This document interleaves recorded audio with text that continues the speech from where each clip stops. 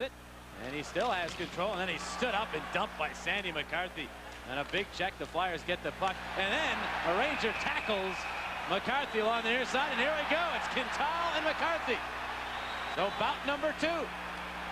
Well, these are two guys who also know how to throw him. McCarthy trying to get his right arm free.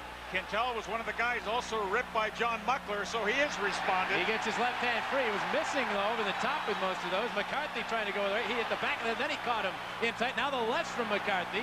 The linesman looking to break in here, Steve Coates, but these two are still throwing. No, they throw the right by McCarthy. Another right stung Quintal. Quintal took some punishment there, and now the linesman will jump in. That's a mismatch between Stephane Quintal and Sandy McCarthy, but give Quintal a lot of credit, because once McCarthy got that sweater up over his head, Quintal hit him with a couple.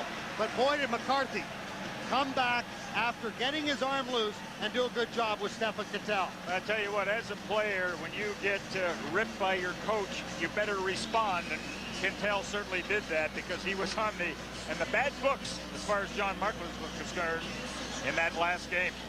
Well, he came right across from the other side of the ice once McCarthy had drilled Nedved. So he's coming to the aid of his fellow teammate and a guy that isn't known for fisticuffs. But here comes Quintal to take on the heavyweight Sandy McCarthy.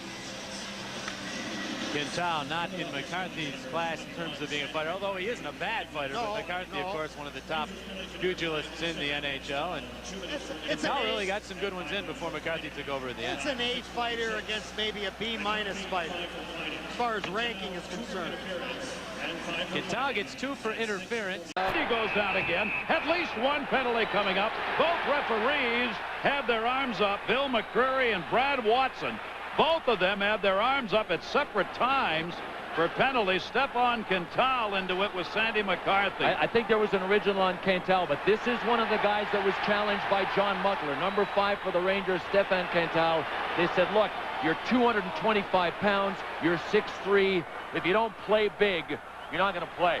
And they said, we want you to be more aggressive. Well, he came all the way across the ice after McCarthy had buried Peter Nedved and really, truly answered the bell. I mean, you had to figure that if the Rangers ever were going to stand up, tonight would be the night, and they are.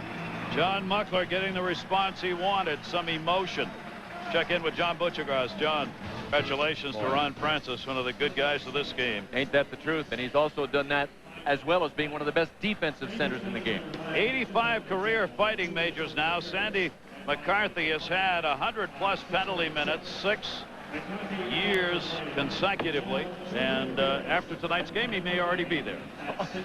Man, gosh, what did we say about that graphic we had up about the fighting being down? If any night was going to be an exception, this is it. That's it. That's Quintal coming in on McCarthy, because McCarthy had just crushed Peter Nedved into the boards. So the extra 2 this time is going to go to the Rangers, and it will be Philadelphia getting the power play. The 5 for fighting, McCarthy and Quintal, and then